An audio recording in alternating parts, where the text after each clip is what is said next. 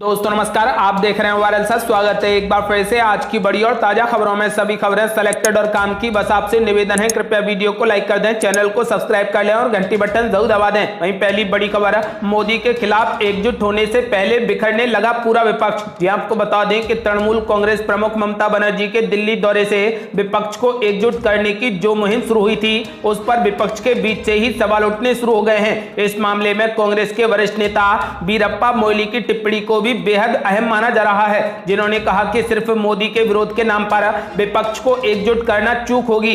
कई दल इस मुद्दे पर उनके बयान से सहमत हैं, इसलिए सतर्क हैं। जबकि कुछ दलों का मानना है कि अभी आम चुनावों के लिए विपक्ष को एकजुट करना जल्दबाजी होगी। पश्चिम बंगाल चुनाव में जीत हासिल करने के बाद तृणमूल कांग्रेस केंद्र सरकार के खिलाफ बेहद मुखर हुई है। ममता बनर्जी मोदी सरकार को सत्ता से बेदखल करने के लिए विपक्ष को एकजुट करने में भी लगी हैं, लेकिन ये मुहिम अभी ठीक से शुरू भी नहीं हो पाई थी कि संदेश जाने लगा कि विपक्ष का एजेंडा मोदी विरोध पर आधारित है, उसके पास कोई ठोस विकल्प नहीं है। इसलिए मोइली ने कहा कि विपक्ष का एजेंडा केवल मोदी विरोध पर आधारित नहीं होना चाहिए, बल्कि विपक्षी दलों को मिलकर एक न्यूनतम साझा कार्यक्रम तैयार करना चाहिए, जिसके जरिए वो लोगों को एक बेहतर विकल्प पेश करने का भरोसा दे सकें। इस बात को दूसरे दलों भी स्वीकार करते हैं। आपको बता दें कि फिलहाल मुख्यमंत्री ममता बनर्जी की कोशिश फेल होती नजर आ रही है। अगली बड़ी खबर, बीजेपी को हराने के लिए लेफ्ट से दुश्मनी बुलाएंगी ममता बनर्जी। सीपीआई-एम के बाद सीपीआई ने भी कहा कि टीएमसी से हाथ मिलाने को तैयार। ये आपको बता दें कि सीपीआई-एम के बाद लेफ्ट गठबंधन की सहयोगी पार्टी सीपीआई ने भी ऐसी किसी भी पार्टी को समर्थन की बात कही है जो बीजेपी को हरा सके। पश्चिम बंगाल में पार्टी एक वरिष्ठ नेता ने यह बात कही। सीपीआई का रुख पश्चिम बंगाल लेफ्ट फ्रंट के चेयरमैन और सीपीआई-एम पोलित ब्यूरो सदस्य विमानन बोस की उस घोषणा के बाद सामने आया है, जिसमें उन्होंने कहा कि राष्ट्रीय स्तर पर बीजेपी से लड़ने के लिए पार्टी तृणमूल कांग्रेस से हाथ मिलाने को भी तैयार है। सीपीआई के राज्य सचिव स्वपन बनर्जी ने कहा कि हमारा केंद्रीय और राज्य नेतृत्व ने पिछले पार्टी सम्मेलन में कहा था कि सीपीआई किसी भी ऐसी पार्टी या गठबंधन को समर्थन देगी जो बीजेपी को मुख्य खतरा मानते हुए इसे हटाना चाहती है। ये कोई मुद्दा नहीं है। यदि हमें इसके लिए कांग्रेस या टीएमसी जैसी किसी भी क्षेत्रीय पार्टी से हाथ मिलाना पड़े तो हम मिलाएंगे। ममता बनर्जी ने कहा कि पार्टी की चुनावी समीक्षा बैठक के दौरान भी सीपीआई राज्य इकाई ने कहा कि राष्ट्रीय स्तर पर बीजेपी के खिलाफ लड़ने के लिए टीएमसी से हाथ मिलाने में संकोच नहीं किया जाएगा। आपको बता दें कि फिलहाल सीपीआई-एम के बाद सीपीआई ने भी टीएमसी से हाथ मिलाने की जद्दोजहद शुरू कर दी है। आपको बता दें कि हर हाल में सभी पार्टियां मिलकर बीजेपी को जड़ से उखाड़ फेंकने की तैयारी कर रही हैं। इस बारे में आपका क्या मानना है? अपनी राय हमें वीडियो लाइक कर कमेंट बॉक्स में जरूर दें। और ये बड़ी खबर, ममता बनर्जी से मिलने के बाद जावेद अख्तर का बड़ा ऐलान। बोले देश में परिवर्तन की जरूरत, अब भारत के लिए लड़ना चाहती हैं ममता बनर्जी। ये आपको बता दें कि गीतकार लेखक जावेद अख्तर और बंगाल की मुख्यमंत्री ममता बनर्जी की दिल्ली में मुलाकात हुई। जावेद अख्तर के आवास पर हुई मुलाकात में उनकी पत्नी शबाना आजमी भी मौजूद थी।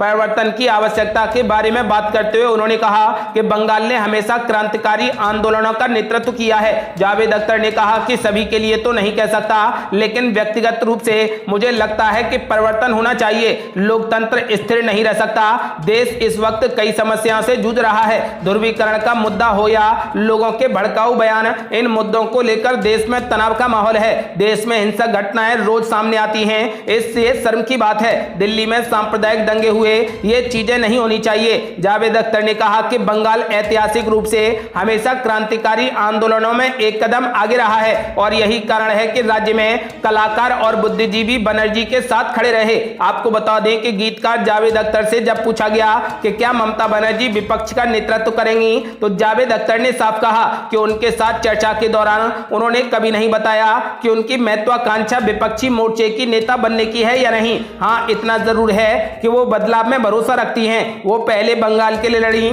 और अब भारत के लिए लड़ना चाहती हैं।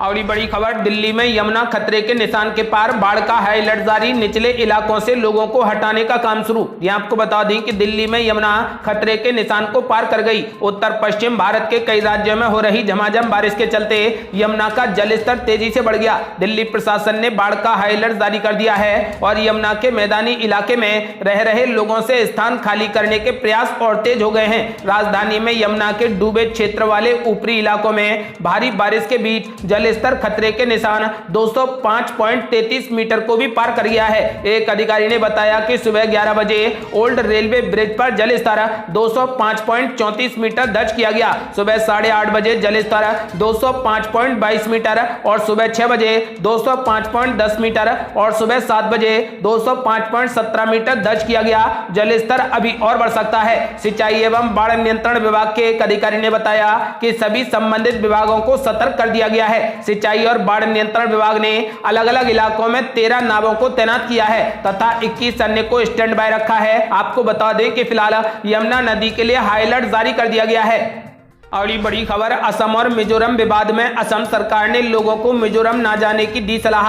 कांग्रेस ने कहा कि देश के लिए शर्मसार करने वाला दिन है। यह आपको बता दें कि कांग्रेस ने कहा कि यह देश के लिए शर्मसार करने वाला दिन है क्योंकि एक राज्य को अपने यहाँ के लोगों को दूसरे राज्य की यात्रा को लेकर परामर्श जारी करना पड़ा है। कांग्रेस महासचिव एवं मुख्य प्रवक्ता रणदीप सिंह सुरजेवाला ने असम सरकार द्वारा राज्य के लोगों को मिजोरम की यात्रा से बचने के लिए जारी किए गए परामर्श का हवाला देते हुए कहा, जब नरेंद्र मोदी हो तो देश में यह सब कुछ संभव है। उन्होंने ट्वीट में कहा कि देश के इतिहास में सबसे शर्मसार करने वाला दिन है जब देशवासी एक प्रांत से दूसरे प्रांत में ना जा पाए तो क्या मुख्यमंत्री और गृह मंत्री को अपने पद पर बने रहने का अधिकार है? मोदी है तो यही मुमकिन है। आपको बता दें कि असम सरकार ने यात्रा परामर्श जारी करके राज्य के लोगों से अशांत परिस्थितियों के मद्देनजर मिजोरम की यात्रा से बचने और वहां काम करने वाले और रहने वाले राज्य के लोगों से अत्यंत सावधानी बरतने को कहा है। किसी भी राज्य सरकार द्वारा जारी किया गया इस तरीके का यह शायद पहला परामर्श है। आपको बता दें कि मिजोरम और असम में सीमा विवाद को लेकर झगड़ा हो गया है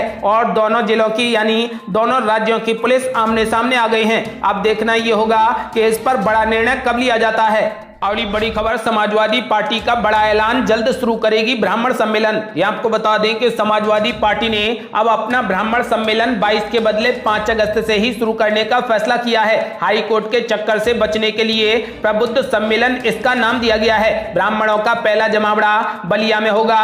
पार्टी की तरफ से कहा गया है कि जनेश्वर मिश्र की उस दिन जयंती है, इसलिए 5 अगस्त से ब्राह्मण सम्मेलन करना तय हुआ है। पार्टी के अध्यक्ष और यूपी के पूर्व मुख्यमंत्री अखिलेश यादव ने भी सहमति दे दी है। वे खुद ब्राह्मण सम्मेलन में तो नहीं जाएंगे लेकिन समाजवादी पार्टी के ब्राह्मण नेताओं को इस जाति के लोगों को पार्टी से जोड़ने की जिम्मेदारी दी गई है। तय समय से पहले ही ब्राह्मण सम्मेलन करने का मामला इतना सीधा नहीं है। इसका कनेक्शन अखिलेश यादव के कट्टर विरोधी मायावती से है, जिनकी पार्टी हफ्ते भर से ब्राह्मणों को अपना मनाने में जुटी है। आपको बता दें कि इस काम में लगे हैं बहन जी के सबसे करीबी और पार्टी के ब्राह्मण चेहरा सतीश चंद्र मिश्र। अयोध्या में भगवान रामलला के दर्शन पूजन और सरयू मैया आरती से उन्होंने प्रबुद्ध सम्मेलन शुरू किया है। अयोध्या, अंबेडकर नगर, प्रयागराज, कौशाम्बी, प्रतापगढ़, सुल्तानपुर और अमेठी में ऐसे सम्मेलन हो चुके हैं, जबकि दूसरे चरण का सम्मेलन सतीश मिश्र ने मथुरा से शुरू करने का ऐलान किया है। अयोध्या भगवान राम की नगरी और मथुरा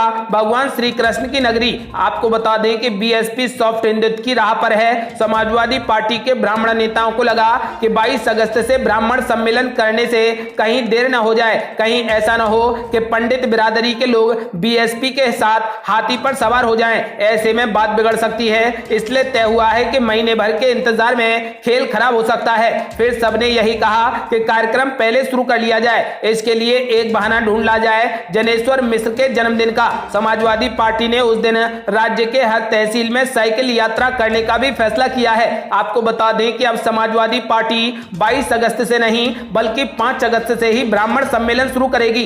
अगली बड़ी खबर, एलोपैथी की दवा से लाखों मर गए, स्वामी बाबा रामदेव के बयान पर दिल्ली हाई कोर्ट ने जारी किया नोटिस। यह आपको बता दें कि दिल्ली हाई कोर्ट ने योग गुरु स्वामी रामदेव को एलोपैथी पर उनकी टिप्पणी के लिए नोटिस जारी किया है। स्वामी रामदेव ने कोविड-19 मामलों के इलाज के तरीकों को लेकर डॉक्टरों की आलोचना की थी। हाई कोर्ट ने रामदेव को एलोपैथी और एलोपैथिक डॉक्टरों के खिलाफ गलत सूचना फैलाने के लिए नोटिस जारी किया है। मामले की सुनवाई 10 अगस्त को होने की संभावना है। स्वामी रामदेव ने बाद में टिप्पणी का एक वीडियो क्लिप सोशल मीडिया पर वायरल होने के बाद अपना बयान वापस ले लिया था। वीडियो में उन्हें कोरोना वायरस संक्रमण के इलाज के लिए इस्तेमाल की जा रही कुछ दवाओं पर सवाल करते हुए ये कहते हुए सुना गया था कि कोविड-19 के लिए एलोपैथिक दवाएं लेने के बाद लाखों लोग मर गए हैं। इस टिप्पणी का डॉक्टरों के संघों ने जोरदार विरोध किया था, जिसके बाद तत्कालीन केंद्रीय स्वास्थ्य मंत्री हर्षवर्धन ने उन्हें बेहद दुर्भाग्यपूर्ण बताते हुए बयान को वापस लेने के लिए कहा।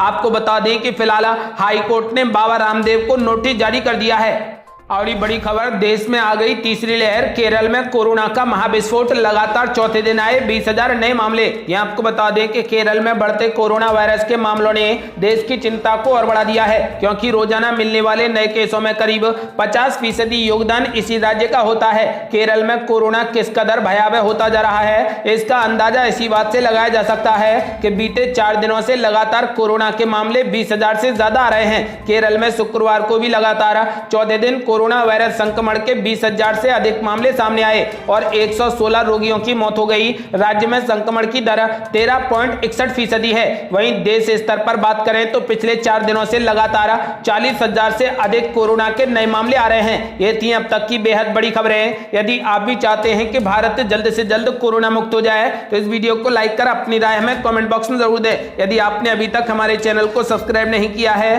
तो कृपया चैनल को सब्सक्राइब कर घंटी बटन जरूर दबा दें। जल्दी मिलते हैं बड़ी अपडेट के साथ, तब तक के लिए जय हिंद, जय भारत।